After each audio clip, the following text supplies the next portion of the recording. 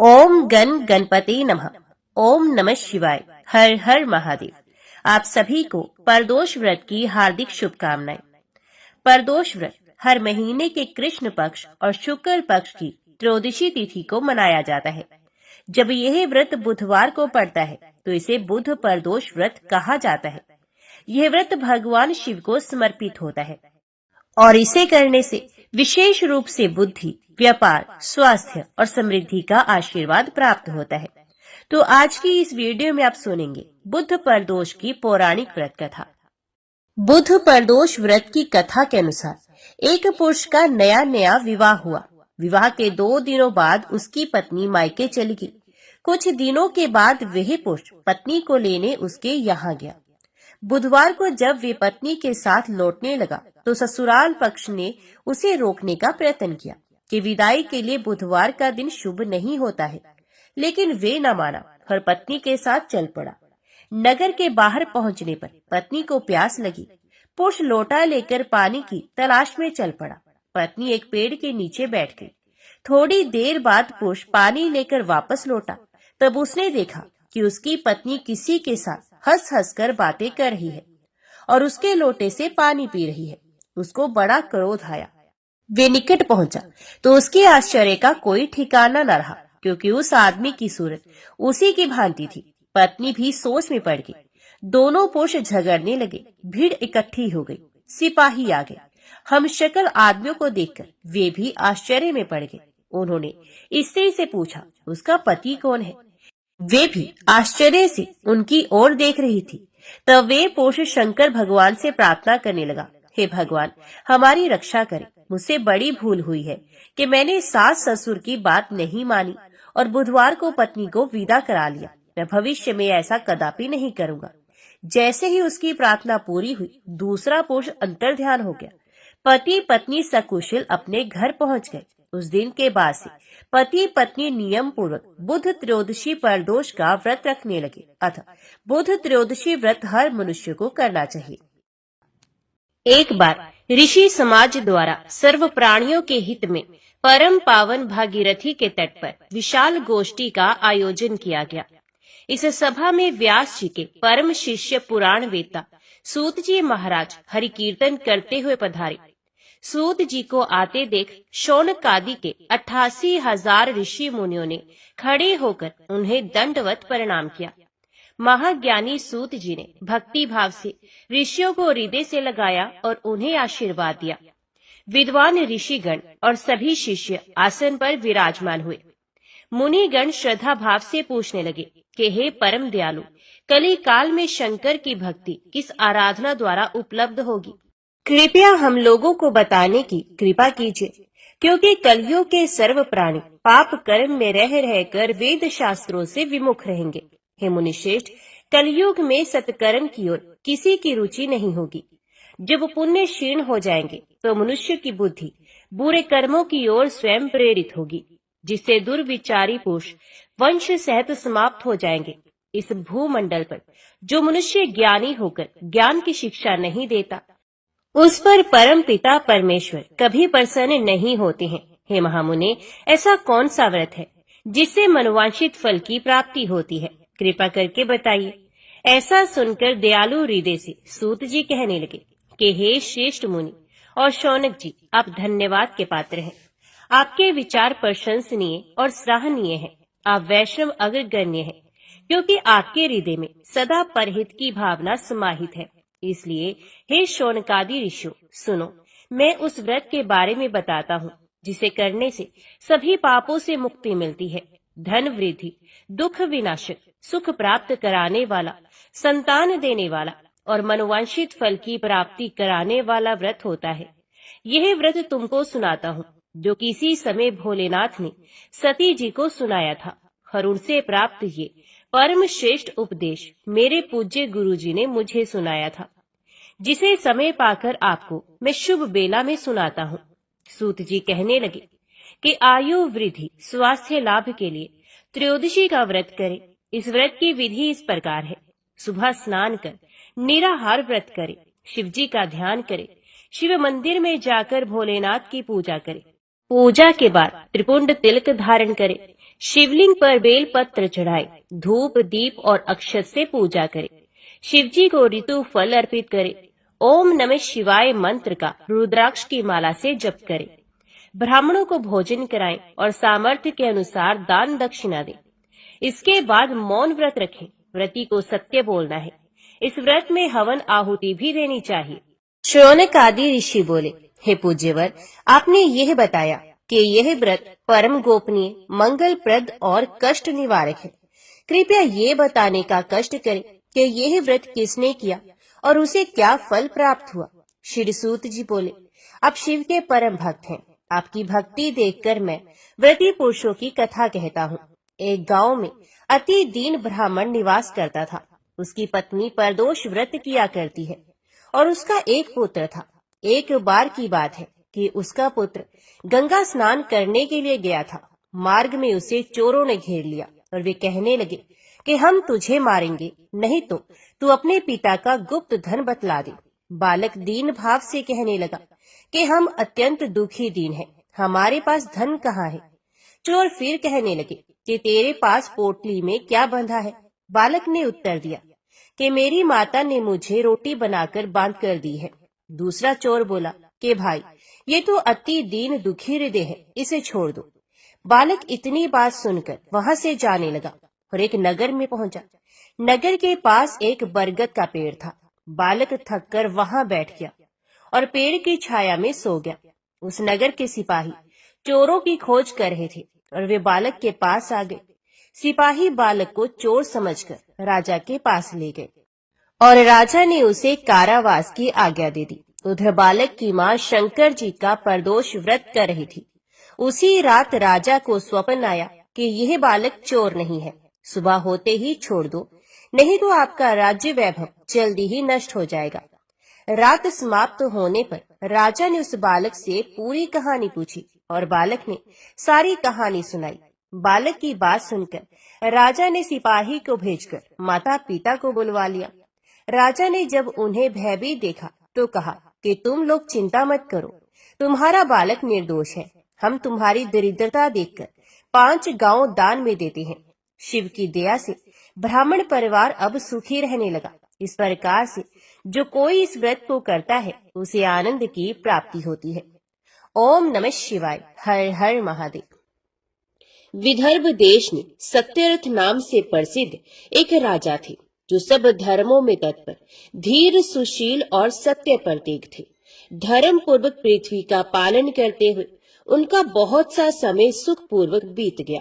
तदंतर शालव देश के राजाओं ने विदर्भ नगर पर आक्रमण करके उसे चारों ओर से घेर लिया।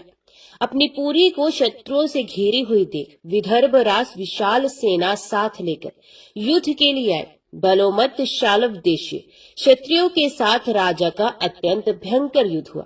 शालवों की बहुत बड़ी सेना मारी गई, परंतु अंत में विदर्भ राज भी उनके हाथ से मारे गए। मंत्रियों सहित उस महारथी वीर राजा के मारे जाने पर मरने से बचे हुए सैनिक भाग खड़े हुए। उस समय विदर्भ राज सत्यरथ की एक पतिव्रता स्त्री अत्यंत शोकग्रस्त हो रात के समय राजभवन से निकलकर पश्चिम दिशा की ओर चली गई। वे गर्भवती थी। सवेरा होने पर धीरे धीरे मार्ग से जाती हुई उस साध्वी रानी ने बहुत दूर का रास्ता तय कर लेने के पश्चात एक स्वच्छ तालाब देखा और वे उसके किनारे शोभा पाने वाले एक छायादार वृक्ष के नीचे बैठ गई। भाग्यवश उसी निर्जन स्थान में वृक्ष के ही नीचे पतिव्रता रानी ने उत्तम गुणों से युक्त शुभ मुहूर्त में एक पुत्र को जन्म दिया। तत्पश्चात अत्यंत प्यास से व्याकुल हुई सुंदर अंगों वाली रानी जलाशय में उतरी। इतने में ही एक बड़े भारी ग्रह ने आकर उसे अपना ग्रास बना लिया। वे बालक पैदा होते ही माता पिता से हीन हो गया और भूख प्यास से पीड़ित हो उस सरोवर के किनारे जोर जोर से रोने लगा। वे नवजात शिशु जब इस प्रकार क्रंदन कर रहा था, उसी समय भाग्यवश वहां एक श्रेष्ठ ब्राह्मणी आ पहुंची। वे भी अपने 1 वर्ष के बालक को गोद में लिए हुए आई थी। ब्राह्मणी निर्धन और विधवा थी। घर घर भीख मांगकर जीवन निर्वाह करती थी। उसका नाम उमा था। उसी सती साध्वी ब्राह्मणी ने उस राजकुमार को देखा। उसे अनाथ की भांति क्रंदन करते देखकर उसके मन ही मन विचार किया, आहो, ये तो बड़े आश्चर्य की बात है। दिखाई दे रहा है कि ये नवजात शिशु जिसकी नाल भी अभी तक नहीं कटी यहाँ पड़ा हुआ है। इसकी माता कहाँ चली गई? ना इसका पिता है और ना कोई बंधु बांधव। ये दीन अनाथ बालक बिना बिस्तर के भूमि पर सो रहा है। ये चांडाल का पुत्र है या शूद्र का, वैश्य का बालक है या ब्राह्मण का, अथवा ये क्षत्रिय का शिशु है। इसका निश्चय कैसे किया जाए? मैं इस शिशु को उठाकर अपने सगे पुत्र की तरह अवश्य पालन कर सकती हूँ, परंतु ये किस कुल का है, ये ना जानने के कारण इसे छूने का साहस नहीं होता।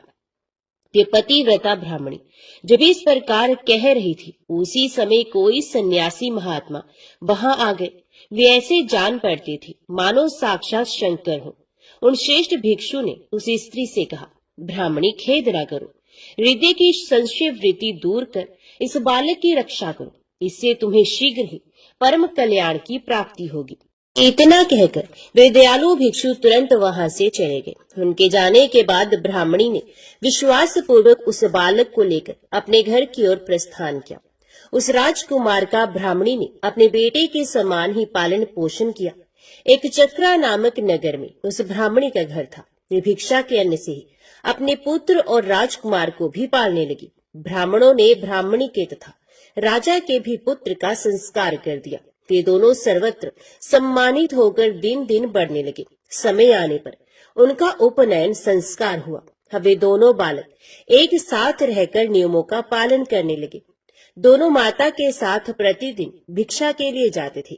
एक दिन वे ब्राह्मणी उन दोनों बालकों के साथ भीख मांगती हुई देव योग से देव मंदिर में गई। वहां बड़े बूढ़े ऋषि मुनि रहा करते थे। उन दोनों बालकों को देखकर परम बुद्धिमान शांडिल्य नामक मुनि ने कहा, अहो, देव का बल बड़ा विचित्र है। कर्मों का उल्लंघन करना किसी भी जीव के लिए अत्यंत कठिन है। देखो ना, ये बालक दूसरी माता की शरण लेकर भिक्षा से जीवन निर्वाह करता है। इस ब्राह्मणी को ही श्रेष्ठ माता के रूप में पाकर ब्राह्मण बालक के साथ ब्राह्मण भाव को प्राप्त हो गया है। शांडिल्य मुनि का ये वचन सुनकर ब्राह्मणी को बड़ा विस्मय हुआ। उसने भरी सभा में मुनि को प्रणाम करके पूछा, ब्राह्मण, एक सन्यासी के कहने से मैं इस बालक को अपने घर ले आई हूँ। यद्यपि अभी तक इसके कुल का पता नहीं चला, तथापि मैं पुत्र की भांति इसका पालन पोषण करती हूँ। आप ज्ञान के नेत्रों से देखते हैं, अतः आपसे मैं ये जानना चाहती हूँ कि ये बालक किस कुल में उत्पन्न हुआ है, फिर इसके माता पिता कौन है? तो मुनि कहने लगे, ये विदर्भ देश के राजा का पुत्र है। इतना कहकर मुनि ने उस बालक के पिता के युद्ध में मारे जाने तथा उसकी माता के ग्रह द्वारा ग्रस्त होने का सब समाचार पूर्ण रूप से बता दिया। ये सुनकर ब्राह्मणी को और भी आश्चर्य हुआ। तो उसने फिर प्रश्न किया, महामुनि, वे राजा संपूर्ण भोगों को छोड़कर युद्ध में क्यों मरे और इस बालक को दरिद्रता कैसे प्राप्त हुई? अब दरिद्रता को पूर्णत नष्ट करके ये पुण्य राज्य कैसे प्राप्त करेगा? मेरा ये पुत्र भी भिक्षा से ही जीवन निर्वाह करता है, तो इसकी दरिद्रता के निवारण का भी क्या कोई उपाय है? ये बताने की कृपा करें। शांडिल्य मुनि ने कहा, इस राजकुमार के पिता विदर्भ राज पूर्व जन्म में पांड्य देश के श्रेष्ठ राजा थे। ये सब धर्मों के ज्ञाता थे और संपूर्ण पृथ्वी का धर्म पूर्वक पालन करते थे। एक दिन प्रदोष काल में राजा भगवान शंकर का पूजन कर रहे थे और बड़ी भक्ति से त्रिलोकीनाथ महादेव जी की आराधना में संलग्न थे। उसी समय नगर में सब और बड़ा भारी कोलाहल मचा। उस उत्कट शब्द को सुनकर राजा ने बीच में ही भगवान शंकर की पूजा छोड़ दी और नगर में शोभ फैलने की आशंका से राजभवन से बाहर निकल गए। इसी समय राजा का महाबली मंत्री शत्रु को पकड़कर उनके समीप ले आया। वे शत्रु पांड्य राज का ही सामंत था। उसे देखकर राजा ने क्रोध पूर्वक उसका मस्तक कटवा दिया। शिव पूजा छोड़कर नियम को समाप्त किए बिना ही राजा ने रात में भोजन भी कर लिया। इसी प्रकार राजकुमार भी प्रदोष काल में शिवजी की पूजा किए बिना ही भोजन करके सो गया। वही राजा दूसरे जन्म में विदर्भ राजा हुआ। शिवजी की पूजा में विघ्न होने के कारण शत्रु ने उसके सुख भोग के बीच में ही मार डाला। पूर्व जन्म में जो उसका पुत्र था वही इस जन्म में भी हुआ है। शिवजी की पूजा का उल्लंघन करने के कारण ये दरिद्रता को प्राप्त हुआ है। इसकी माता ने पूर्व जन्म में छल से अपनी सोत को मार डाला था। उस महान पाप के कारण ही वह इस जन्म में ग्रह के द्वारा मारी गई। मैं सत्य कहता हूँ, परलोक में हित की बात कहता हूँ, शास्त्रों का सार एवं उपनिषदों का हृदय कहता हूँ। इस भयंकर असार संसार को प्राप्त हुए जीव के लिए ईश्वर के चरणार विंदों की सेवा ही सार वस्तु है। जो परदोष काल में अन्यचित होकर परमेश्वर के चरणारविंदों की पूजा करते हैं, विसी संसार में सदा बढ़ने वाले धन धान्य, स्त्री पुत्र, सौभाग्य और संपत्ति के द्वारा सबसे बढ़कर होते हैं। ब्राह्मणी, ये तुम्हारा पुत्र पूर्व जन्म में उत्तम ब्राह्मण था। इसने सारी आयु केवल दान लेने में बिताई है, यज्ञ आदि सत्कर्म नहीं किए हैं, इसलिए ये दरिद्रता को प्राप्त हुआ है। उस दोष का निवारण करने के लिए अब ये भगवान शंकर की शरण में जाए। मुनि के इस प्रकार कहने पर साध्वी ब्राह्मणी ने उन्हें प्रणाम करके शिव पूजन की विधि का क्रम पूछा। शांडिल्य मुनि ने कहा, दोनों पक्षों की त्रयोदशी को मनुष्य जब निराहार रहे तब सूर्यास्त से 3 घड़ी पहले स्नान करे, फिर श्वेत वस्त्र धारण करके धीर पुरुष संध्या और जप आदि नित्य कर्म की विधि पूरी करके मौन हो शास्त्र विधि का पालन करते हुए भगवान शिव की पूजा आरंभ करे। भगवत विग्रह के आगे की भूमि को नए निकाले हुए शुद्ध जल से भली भांति लीप पोत कर सुंदर मंडल बनाए। धोत वस्त्र आदि के द्वारा उस मंडल को सब ओर से घेर दे। ऊपर से चंदोवा आदि लगाकर फल फूल और नवीन अंकुरों से उसको सजा दे। मंडल के मध्य की भूमि में 5 रंगों से विचित्र कमल अंकित करके उसी पर सुस्थिर एवं उत्तम आसन बिछाकर बैठ जाए और हृदय में भक्ति भाव से युक्त हो पूजा की सब सामग्री एकत्रित करे। फिर पवित्र भाव से शास्त्रोक्त मंत्रों द्वारा देवपीठ को आमंत्रित करे। तत्पश्चात आत्म शुद्धि और भूत शुद्धि आदि करके 3 प्राणायाम करे। उसके बाद दिंतुजुक्त बीज अक्षरों के द्वारा विधि पूर्वक मात्र का न्यास करे। तंत्र परा देवता का ध्यान करके मात्र का न्यास की विधि पूरी करे। फिर परम शिव का ध्यान करके पीठ के वाम भाग में गुरु को प्रणाम करे। दक्षिण भाग में गणेश जी को मस्तक झुकाए। दोनों अंशों और जांघों में धर्म आदि का न्यास करे। नाभि तथा पार्श्व भागों में अधर्म आदि का न्यास करे। तत्पश्चात हृदय में अनंत आदि का न्यास करके देवपीठ पर मंत्र का न्यास करे। आधार शक्ति से लेकर ज्ञानमक तक क्रमश न्यास करके हृदय में एक कमल की भली भांति भावना करे। वे कमल 9 शक्तियों से युक्त एवं परम सुंदर हो। उसी कमल की कर्णिका में कोटि कोटि चंद्रमाओं के समान प्रकाशमान उमापति भगवान शिव का ध्यान करे। भगवान के 3 नेत्र हैं। मस्तक पर चंद्रमा का मुकुट शोभा पाता है। जटा जूट कुछ कुछ पीला हो गया है। उस पर रतन जटित किरीट सुशोभित है। उनके कंठ में नील चिन्ह है और अंग अंग से उदारता सूचित होती है। सर्पों के हार से उनकी बड़ी शोभा हो रही है। उनके एक हाथ में वरद और दूसरे में अभय की मुद्रा है। वे फरसा धारण करते हैं। उन्होंने नागों का कंकण, केयूर, अंगद तथा मुद्रिका धारण कर रखी है। वे व्याघ्र चरम पहने हुए रतन में सिंहासन पर विराजमान है। उनके वाम भाग में गिरिराज नंदिनी उमा देवी का चिंतन करें। इस प्रकार महादेव जी तथा गिरिजा देवी का ध्यान करके गंध आदि से उनकी मानसिक पूजा करें। 5 वैदिक मंत्रों से गंध आदि द्वारा पूर्वोक्त 5 स्थानों में अथवा हृदय में पूजा करें। फिर मूल मंत्र से 3 बार हृदय में ही पुष्पांजलि दें। उसके बाद सिंहासन पर महादेव जी का पुण्य पूजन प्रारंभ करें। पूजा के आरंभ में एकाग्रचित होकर संकल्प पड़े। तदंतर हाथ जोड़कर मन ही मन भगवान शिव का ध्यान एवं आवाहन करें। हे भगवान शंकर, आप ऋण पातक दुर्भाग्य और दरिद्रता आदि की निवृत्ति के लिए तथा संपूर्ण पापों का नाश करने के लिए मुझ पर प्रसन्न हो जाइए। मैं दुख और शोक की आग में जल रहा हूँ। संसार भय से पीड़ित हूँ। अनेक प्रकार के रोगों से व्याकुल और दीन हूँ। वृषवाहन, मेरी रक्षा कीजिए। देव देवेश्वर, सबको निर्भय कर देने वाले महादेव जी, आप यहाँ पधारिए और मेरी की हुई इस पूजा को पार्वती देवी जी के साथ ग्रहण कीजिए।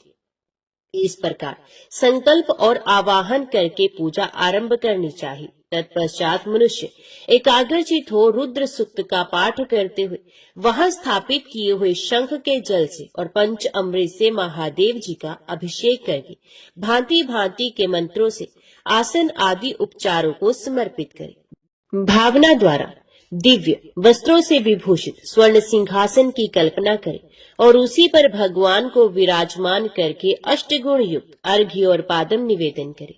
फिर शुद्ध जल से आचमन कराकर मधु पर्क दे। उसके बाद पुण्य आचमन के लिए जल देकर मंत्रोच्चारण पूर्वक स्नान कराए। फिर यज्ञोपवीत वस्त्र और आभूषण अर्पण करे। परम पवित्र अष्टांग युक्त चंदन चढ़ावे। बिल्व मदार लाल कमल धतूर कने सरई का फूल चमेली उषा अपामार्ग तुलसी जोही चंपा भटकटैया और करवीर के फूलों से जितने मिल जाए उन सबको शिव उपासक भगवान शिव पर चढ़ाए। इनके अतिरिक्त भी नाना प्रकार के सुगंधित पुष्प निवेदन करें। तत्पश्चात लाल चंदन से उत्पन्न धूप और निर्मल दीप समर्पित करें। उसके बाद हाथ धोकर घी नमकीन और साग मिठाई पुआ शक्कर तथा गुड़ के बने हुए पदार्थ एवं खीर का नैवेद्य भोग लगाए। मधु दही और जल भी अर्पण करे। उस खीर का ही मंत्र द्वारा प्रज्वलित की हुई अग्नि में हवन करे। ये होम शास्त्रोक्त विधि से आचार्य के कथन अनुसार संपन्न करना चाहिए। भगवान शंकर को नैवेद्य देकर मुख शुद्धि के लिए उत्तम तांबूल अर्पण करें। धूप आरती सुंदर शस्त्र उत्तम दर्पण को वैदिक तांत्रिक मंत्रों द्वारा विधि पूर्वक समर्पित करें। यदि ये सब करने की अपने में शक्ति ना हो, अधिक धन का अभाव हो, तो अपने पास जितना धन हो उसी के अनुसार भगवान की पूजा करें।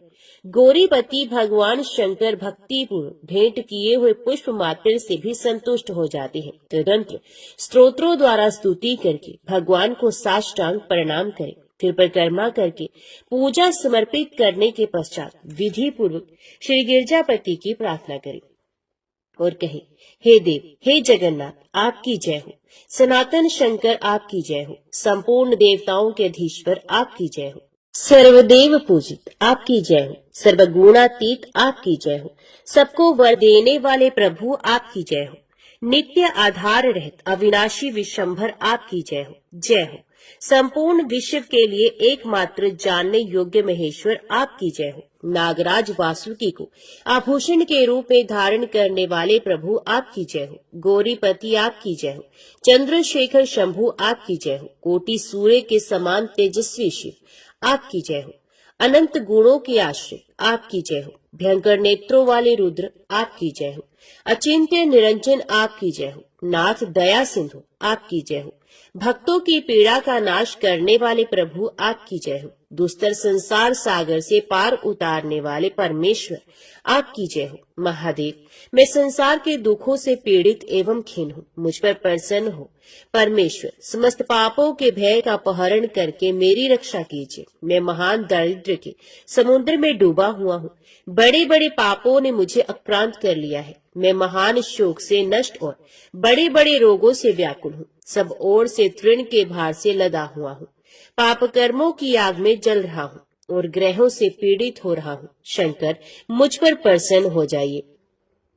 निर्धन मनुष्य इस प्रकार पूजा के अंत में भगवान गिरजापति की प्रार्थना करे।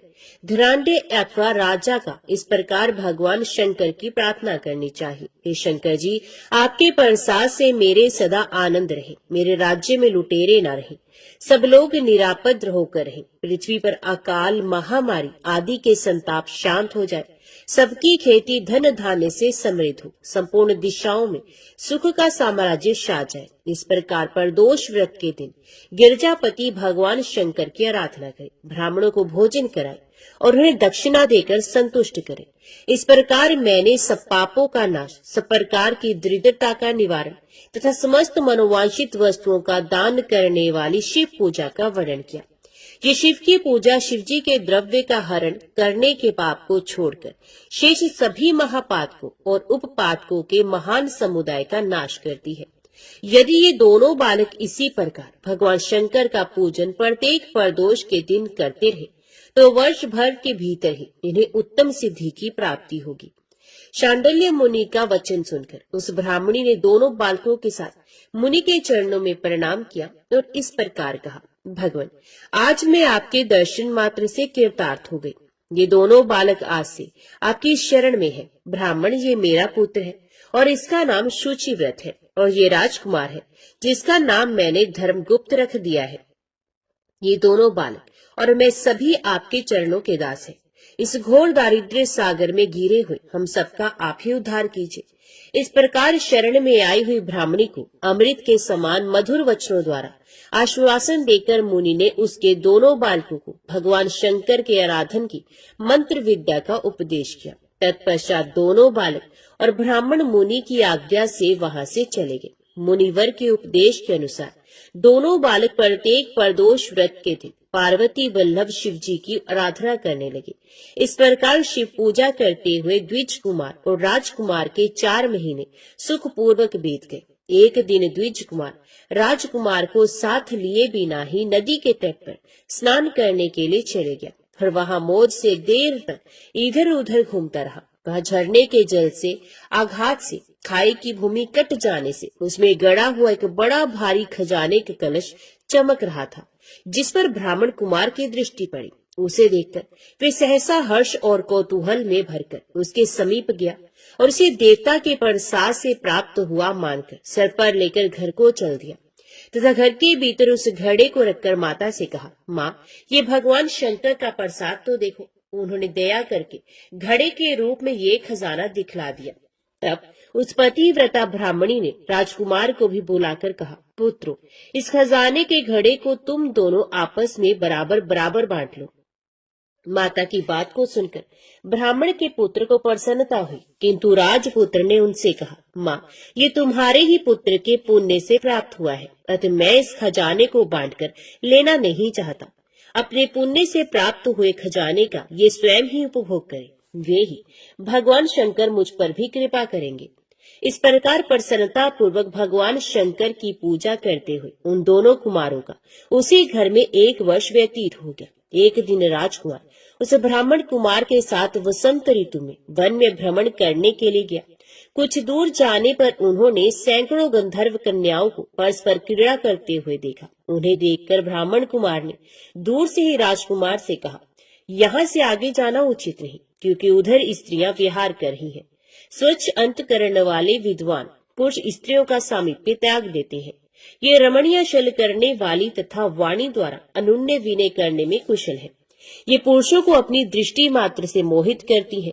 इसलिए अपने धर्म में तत्पर ब्रह्मचारी कभी स्त्रियों के समीप जाकर उनके साथ वार्तालाप ना करे। ऐसा कहकर ब्राह्मण कुमार लौट पड़ा और दूर जाकर खड़ा हो गया, किंतु राजकुमार अकेला ही निर्भय होकर स्त्रियों की उस क्रीड़ा स्थली की ओर चला गया। उन गंधर्व कन्याओं में से एक ने राजकुमार को आते देख मन ही मन कुछ विचार किया और सखियों से कहा, सहेलियों, यहाँ से थोड़ी ही दूर पर एक उत्तम वन है, जहाँ विचित्र चंपा, अशोक, पुन्नाग और बकुल आदि वृक्ष खिले हुए हैं। वहाँ जाकर तुम सब लोग फूल तोड़ो। तब तक मैं यहाँ बैठी हूँ। तुम फूलों का संग्रह करके उन्हें यहाँ आ जाना। उसके इस प्रकार आदेश देने पर सखियां वन के भीतर चली गई और वे गंधर्व कन्या राजकुमार पर दृष्टि लगाए वहीं खड़ी रही। उसे देखकर राजकुमार कामदेव के बाणों से पीड़ित हो गया। गंधर्व कन्या ने अपने पास आए हुए राजकुमार को बैठने के लिए कोमल पल्लवों का आसन दिया और पूछा, कमल नयन, तुम कौन हो? किस देश से यहाँ आए हो और किसके पुत्र हो? इस प्रकार पूछने पर राजकुमार ने अपना पूरा परिचय बताया। मैं विदर्भ राज का पुत्र हूँ। मेरे माता पिता बचपन में ही मर गए हैं। शत्रुओं ने मेरे राज्य पर अधिकार जमा लिया है और मैं दूसरे के राज्य में गुजारा करता हूँ। ये सारी बातें बताकर राजकुमार ने उस गंधर्व कन्या से पूछा, सुंदरी, तुम कौन हो? यहाँ तुम्हारा क्या कार्य है और तुम किसकी पुत्री हो? उनके इस प्रकार पूछने पर कन्या ने कहा, महाराज कुमार, एक द्रविक नामक गंधर्व है जो समस्त गंधर्व कुल के अगुआ माने जाते हैं। मैं उन्हीं की पुत्री हूँ और मेरा नाम अंशुमति है। सब सखियों को छोड़कर मैं यहाँ अकेली हूँ। मैं तुम्हारी अभिलाषा जानती हूँ। तुम्हारा मन मुझ में आसक्त हो गया है। इसी प्रकार देव ने मेरे मन में भी तुम्हारे लिए उत्कंठा भर दी है। अब हम दोनों का स्नेह कभी भंग नहीं होना चाहिए।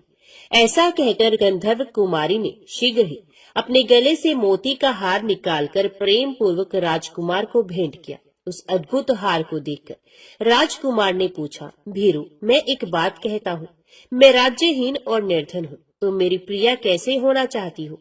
मूर्ख स्त्री की भांति पिता की आज्ञा का उल्लंघन करके अपनी इच्छा के अनुसार आचरण क्यों करती हो?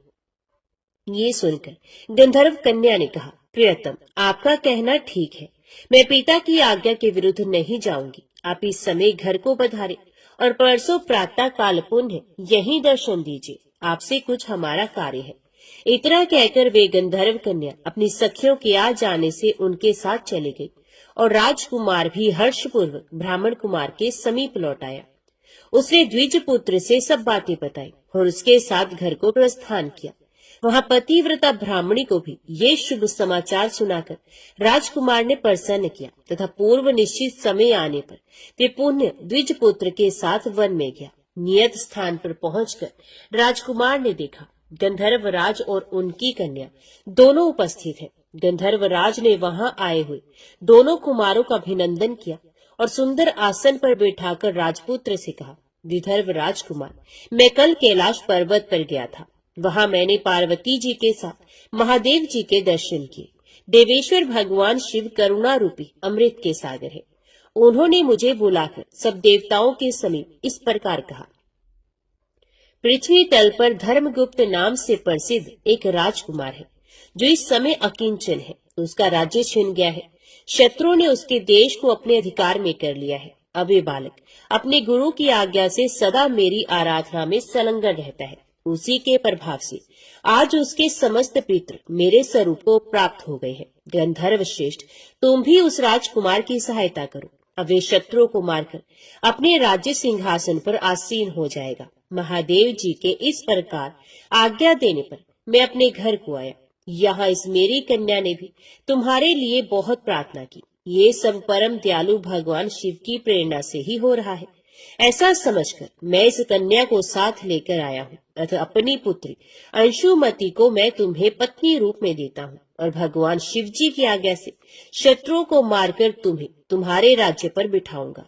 अपने उस नगर में तुम अपनी इस धर्म पत्नी के साथ 10,000 वर्षों तक मनोवांछित सुख भोगकर अंत में भगवान शिव के लोक में जाओगे और वहां भी मेरी ये कन्या तुम्हारी ही सेवा में प्रस्तुत रहेगी।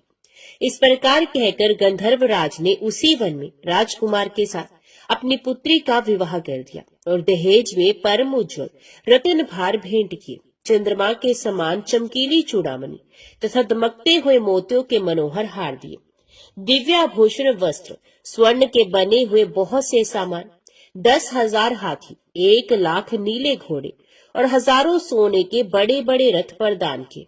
अंत में एक दिव्य रथ, इंद्र के धनुष के समान विशाल धनुष, सहस्रों अस्त्र शस्त्र, अक्षय बाणों से भरे हुए 2 तरकस, अभेद्य स्वर्णमय कवच तथा शत्रुओं का संहार करने वाली शक्ति समर्पित की। अपनी पुत्री की सेवा के लिए गंधर्वराज ने प्रसन्नचित होकर 5,000 दासियां दी। इतना ही नहीं, राजकुमार की सहायता के लिए उन्होंने अत्यंत उग्र गंधर्वों की चतुरंगणी सेना भी भेंट की। इस प्रकार परम उत्तम संपत्ति को पाकर राजकुमार अपनी मनोवांछित पत्नी के साथ बहुत प्रसन्न हुए। पुत्री का विवाह कराकर गंधर्वराज स्वर्गलोक में चले गए। धर्मगुप्त विवाह के अनंतर गंधर्वों की सेना के साथ अपने नगर को गए और वहां उन्होंने शत्रु सेना का संहार करके राजधानी में प्रवेश किया। तत्पश्चात श्रेष्ठ ब्राह्मणों और मंत्रियों ने मिलकर राजकुमार का अभिषेक किया और वे रत्नमय सिंहासन पर आरूढ़ होकर अकंटक राज्य का उपभोग करने लगे। जिस ब्राह्मण पत्नी ने उनका अपने पुत्र की भांति पालन किया था, वही उनकी माता हुई। वे द्विज कुमार ही भाई हुआ तथा गंधर्व राजकुमारी अंशुमति महारानी के पद पर प्रतिष्ठित हुई। भगवान शंकर की आराधना करके धर्मगुप्त विदर्भ देश के राजा हो गए। इसी प्रकार दूसरे लोग भी प्रदोष व्रत के दिन गिरजापति की आराधना करके मनोवांछित कामनाओं को प्राप्त कर लेते हैं और देहावसान होने पर परम गति को प्राप्त होते हैं। सूत जी कहते हैं, जो प्रदोष व्रत के परम अद्भुत पुण्य में महात्म्य को उस व्रत के दिन शिव पूजन के पश्चात एकाग्रचित होकर सुनता अथवा पढ़ता है, उसे 100 जन्मों तक कभी दरिद्रता नहीं होती और अंत में वे ज्ञान के ऐश्वर्य से युक्त हो भगवान शंकर के परम धाम को प्राप्त होता है। ओम नमः शिवाय। हर हर महादेव। अभी सुनिए सोमवार व्रत कथा। किसी नगर में एक धनी व्यापारी रहता था। दूर दूर तक उसका व्यापार फैला हुआ था। नगर के सभी लोग उस व्यापारी का सम्मान करते थे। इतना सब कुछ संपन्न होने के बाद भी वे व्यापारी बहुत दुखी था, क्योंकि उसका कोई पुत्र नहीं था, जिस कारण अपने मृत्यु के पश्चात व्यापार के पुत्र अधिकारी की चिंता उसे हमेशा सताती रहती थी। पुत्र प्राप्ति की इच्छा से व्यापारी प्रत्येक सोमवार भगवान शिव की व्रत पूजा किया करता था और शाम के समय शिव मंदिर में जाकर शिव जी के सामने घी का दीपक जलाया करता था। उसकी भक्ति देखकर माता पार्वती प्रसन्न हो गई और भगवान शिव से उस व्यापारी की मनोकामना पूर्ण करने का निवेदन किया। भगवान शिव बोले, इस संसार में सबको उसके कर्म के अनुसार फल की प्राप्ति होती है। जो प्राणी जैसा कर्म करते हैं उन्हें वैसा ही फल प्राप्त होता है। शिवजी द्वारा समझाने के बावजूद माता पार्वती नहीं मानी और उस व्यापारी की मनोकामना पूर्ति हेतु वे शिवजी से बार बार अनुरोध करती रही। अंततः माता के आग्रह को देखकर भगवान भोलेनाथ को उस व्यापारी को पुत्र प्राप्ति का वरदान देना ही पड़ा। वरदान देने के पश्चात भोलेनाथ माता पार्वती से बोले, आपके आग्रह करने पर मैंने पुत्र प्राप्ति का वरदान तो दे दिया, परंतु इसका पुत्र केवल 16 वर्ष से अधिक समय तक जीवित नहीं रहेगा। उसी रात भगवान शिव उस व्यापारी के स्वप्न में आए और उसे पुत्र प्राप्ति का वरदान दिया और उसके पुत्र के 16 वर्ष तक जीवित रहने की भी बात बताई। भगवान के वरदान से व्यापारी को खुशी तो हुई, लेकिन पुत्र की अल्प आयु की चिंता ने उस खुशी को नष्ट कर दिया। व्यापारी पहले की तरह सोमवार के दिन भगवान शिव का विधिवत व्रत करता रहा। कुछ महीनों के बाद उसके घर एक अति सुंदर बालक ने जन्म लिया और घर में खुशियां ही खुशियां भर गई। बहुत धूमधाम से पुत्र जन्म का समारोह मनाया गया, परंतु व्यापारी को पुत्र जन्म की अधिक खुशी नहीं हुई, क्योंकि उसे पुत्र की अल्प आयु के रहस्य का पता था। जब पुत्र 12 वर्ष का हुआ तो व्यापारी ने उसे उसके मामा के साथ पढ़ने के लिए वाराणसी भेज दिया। लड़का अपने मामा के साथ शिक्षा प्राप्ति हेतु चल दिया। रास्ते में जहाँ भी मामा भांजे विश्राम हेतु रुकते, वहीं यज्ञ करते और ब्राह्मणों को भोजन कराते। लंबी यात्रा के बाद मामा भांजे एक नगर में पहुंचे। उस दिन नगर के राजा की कन्या का विवाह था, जिस कारण पूरे नगर को सजाया गया था। निश्चित समय पर बारात आ गई, लेकिन वर का पिता अपने बेटे के एक आंख से काने होने के कारण बहुत चिंतित था। उसे भय था कि इस बात का पता चलने पर कहीं राजा विवाह से इनकार न कर दे, इससे उसकी बदनामी भी होगी। जब वर के पिता ने व्यापारी के पुत्र को देखा तो उसके मस्तिष्क में एक विचार आया। उसने सोचा, क्यों न इस लड़के को दूल्हा बनाकर राजकुमार से विवाह करा दूं। विवाह के बाद उसको धन देकर विदा कर दूंगा और राजकुमारी को अपने नगर ले जाऊंगा। वर के पिता ने लड़के के मामा से इस संबंध में बात की। मामा ने धन मिलने के लालच में वर के पिता की बात स्वीकार कर ली। लड़के को दूल्हे का वस्त्र पहनाकर राजकुमारी से विवाह करा दिया गया। राजा ने बहुत सारा धन देकर राजकुमारी को विदा किया। शादी के बाद लड़का जब राजकुमारी के साथ लौट रहा था तो वे सच नहीं छिपा सका और उसने राजकुमारी की ओढ़नी पर लिख दिया, राजकुमारी, तुम्हारा विवाह मेरे साथ हुआ है। मैं तो वाराणसी पढ़ने के लिए जा रहा हूँ और अब तुम्हें जिस नवयुवक की पत्नी बनना पड़ेगा वे एक आंख से काना है।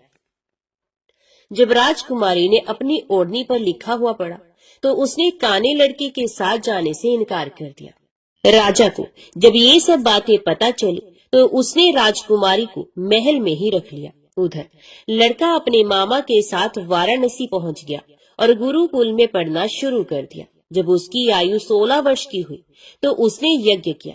यज्ञ की समाप्ति पर ब्राह्मणों को भोजन कराया, खूब अन्न वस्त्र दान किए। रात को वह अपने शयन कक्ष में सो गया। शिव के वरदान के अनुसार शयन अवस्था में ही उसके प्राण पखेरु उड़ गए। सूर्योदय पर मामा मृत भांजे को देखकर रोने पीटने लगा। आसपास के लोग भी एकत्रित होकर दुख प्रकट करने लगे। लड़के के मामा के रोने विलाप करने के स्वर समीप से गुजरते हुए भगवान शिव और माता पार्वती जी ने भी सुने। माता पार्वती ने भगवान शिव से कहा, प्राणनाथ, मुझे इसके रोने के स्वर सहन नहीं हो रहे हैं, आप इस व्यक्ति के कष्ट को अवश्य दूर करें। भगवान शिव ने माता पार्वती के साथ अदृश्य रूप में समीप जाकर देखा तो भोलेनाथ माता पार्वती से बोले, ये तो उसी व्यापारी का पुत्र है जिसे मैंने 16 वर्ष की आयु का वरदान दिया था, इसकी आयु पूरी हो गई है। माँ पार्वती ने फिर भगवान शिव से निवेदन कर उस बालक को जीवन देने का आग्रह किया। माता पार्वती के आग्रह पर भगवान शिव ने उस लड़के को जीवित होने का वरदान दिया और कुछ ही पल में वे जीवित होकर उठ बैठा। शिक्षा समाप्त करके लड़का मामा के साथ अपने नगर की ओर चल दिया। दोनों चलते हुए उसी नगर में पहुंचे जहां उसका विवाह हुआ था। उस नगर में भी यज्ञ का आयोजन किया। समीप से गुजरते हुए नगर के राजा ने यज्ञ का आयोजन देखा और उसने तुरंत ही लड़के और उसके मामा को पहचान लिया। यज्ञ के समाप्त होने पर राजा मामा और लड़के को महल में ले गया और कुछ ही दिन उन्हें महल में रखकर बहुत सा धन वस्त्र आदि देकर राजकुमारी के साथ विदा कर दिया। इधर भूखे प्यासे रहकर व्यापारी और उसकी पत्नी बेटे की प्रतीक्षा कर रहे थे। उन्होंने प्रतिज्ञा कर रखी थी कि यदि उन्हें अपने बेटे की मृत्यु का समाचार मिला तो दोनों अपने प्राण त्याग देंगे। परंतु जैसे ही उसने बेटे के जीवित वापस लौटने का समाचार सुना तो वे बहुत प्रसन्न हुआ। वे अपनी पत्नी और मित्रों के साथ नगर के द्वार पर पहुंचा। अपने बेटे के विवाह का समाचार सुनकर पुत्र वधू राजकुमारी को देखकर उसकी खुशी का ठिकाना न रहा। उसी रात भगवान शिव ने व्यापारी के स्वप्न में आकर कहा, हे श्रेष्ठी, मैंने तेरे सोमवार के व्रत करने और व्रत कथा सुनने से प्रसन्न होकर तेरे पुत्र को लंबी आयु प्रदान की है। पुत्र की लंबी आयु जानकर व्यापारी बहुत प्रसन्न हुआ। शिव भक्त होने तथा सोमवार का व्रत करने से व्यापारी की सभी मनोकामनाएं पूर्ण हुई। इसी प्रकार जो भक्त सोमवार का विधिवत व्रत करते हैं और व्रत कथा को सुनते हैं, उनकी सभी इच्छाएं पूरी होती हैं। ओम नमः शिवाय। हर हर महादेव। अभी सुनते हैं भगवान भोलेनाथ की आरती। जय शिव ओंकारा, प्रभु जय शिव ओंकारा, ब्रह्मा विष्णु सदा शिव अर्धांगी धारा। ओम जय शिव ओंकारा। एकानन चतुरानन पंचानन राजे, हंसासन गरुड़ासन वृषवाहन साजे। ओम जय शिव ओंकारा।